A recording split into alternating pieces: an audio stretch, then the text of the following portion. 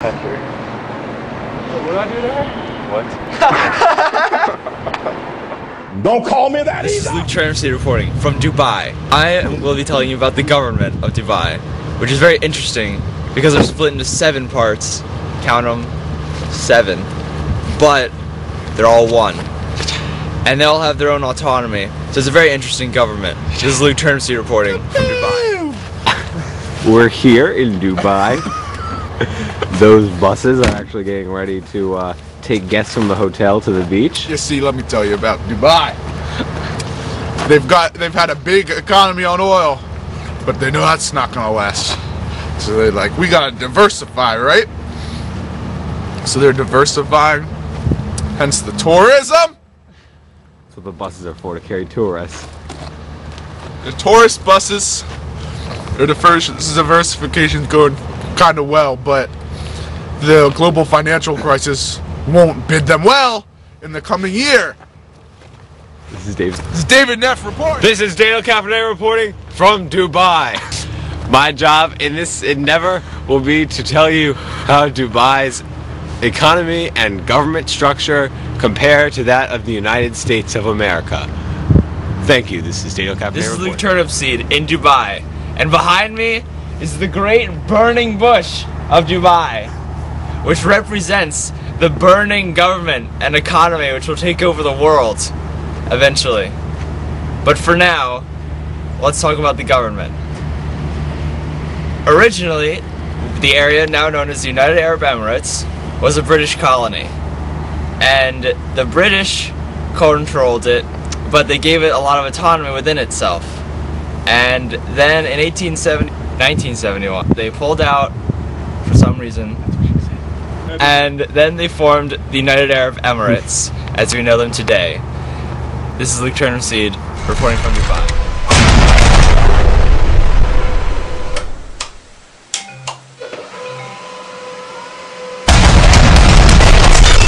So, the most powerful government body in the United Arab Emirates is the Supreme Council of Rulers, which is a representative from each of the Emirates. They choose the president, vice president, and they basically get to make all the laws. They meet 4 times a year, and they decide what's law or not. They're the executive branch, but they kind of have all the legislative powers, at least compared to our government. So they're definitely the most powerful branch. They dominate all the others. And basically the positions are hereditary, so this is kind of like a federal monarchy. Kind of like Z's bald. Like Z's balding. It's hereditary because the most powerful families control the whole state, so they choose who rules, and then the most powerful states choose who will become president, basically. I'm Luke Turnipseed in Dubai. Federal National Council, and that's 40 people, but they don't do anything. They're basically a consultant that you yell at when stuff goes wrong, but they don't actually have a say. 20 of them are chosen by the Emirates, and the other 20... This is Luke Turnipseed reporting. Now the judicial branch. They're pretty simple. They follow Sharia. Should I even look at the camera? Always look at the camera. Which is the Islamic law, and they basically We're just really have running out of battery, federal Luke. courts and regular courts scattered throughout the Emirates. This is Luke Turnipseed reporting from Dubai. Don't touch me. I'm David Neff here in the great Dubai, United Arab Emirates. I'm here at the Great Mound National Landmark. It's where they bury all the famous people that died in Dubai. I'm here to tell you about the United Arab Emirates economy. Me. They have an open economy with a high per capita income, like they're reeling it in. For a long time it's been all oil money because that's all they got up there. It's a desert, and then they said this isn't gonna last. Isn't gonna last. So they diversified successfully. They've got a great tourist business there in Dubai, because in Dubai there's all kinds of crazy buildings now, and it's awesome. So they've reduced their gas and oil output of the GDP to just 25%. Impressive. Round of applause. Oh, it's a modern state with high standard of living. I mean, have you seen... Yeah. Okay.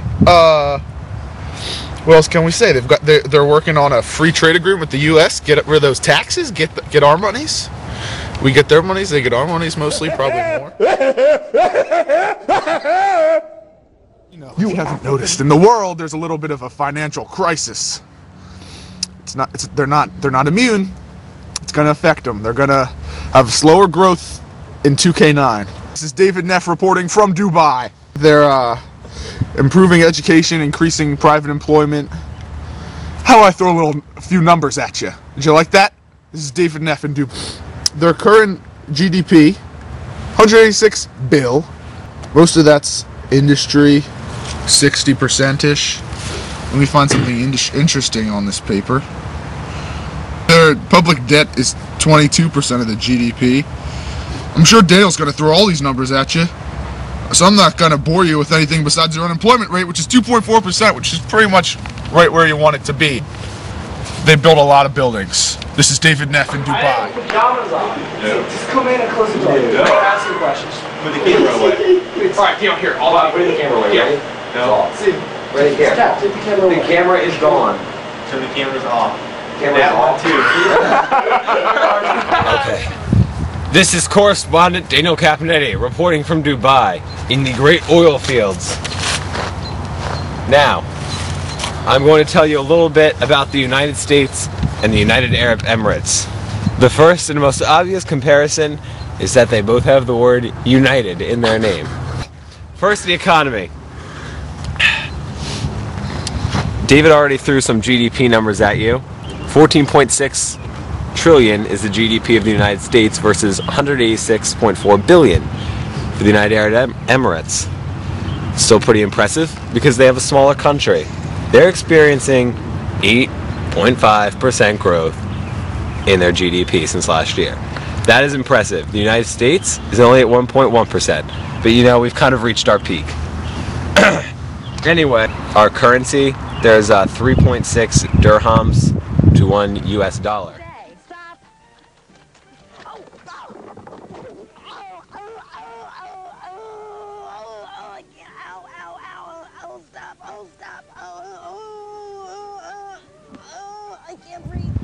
What's the deal with the United Arab Emirates, you know?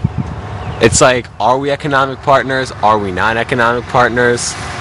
They are an Arab country after all. Hey, this is Daniel Capinetti.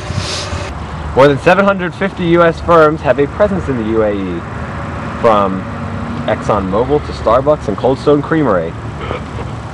The UAE is the United States' largest export market in the Arab world, purchasing $11.6 billion in US goods in 2007. Which leads me to my next point, how the UAE and the United States are trying to form a relationship like the US doesn't have in the Arab. It's a miracle it's snowing in the oil fields of Dubai. Truly, global warming has to say for this. There's something weird going on here. So, this is Daniel Capinetti. As I was saying, the United Arab Emirates are committed to forming a good relationship with the United States. They're all like, hey, we're in the Arab world, but we'll still be your friends. So that's why we're working on the free trade agreement, like David told us. And in politics, they don't support any terrorism, at least on a state level. And you know, they don't harbor terrorists. They're committed, you know, they're getting closer to democracy and more Western ideals in their society because, you know, they're becoming more wealthy. So they're developing more of a middle class, and the, you know, private sector is growing. So overall, Dubai is on a road to becoming one of America's fast friends for life. And